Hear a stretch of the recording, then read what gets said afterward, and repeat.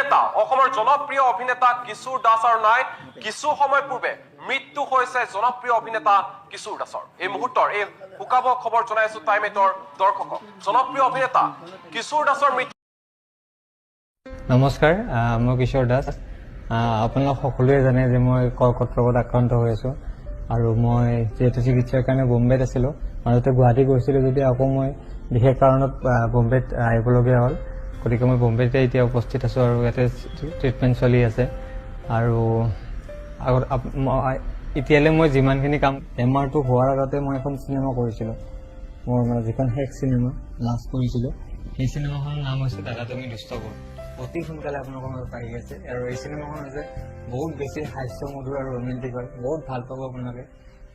মোৰ দৃঢ় বিশ্বাস এইখন চিনেমা চাই আপোনালোক সকলোৱে ভাল পাব আৰু পেচা বস্তু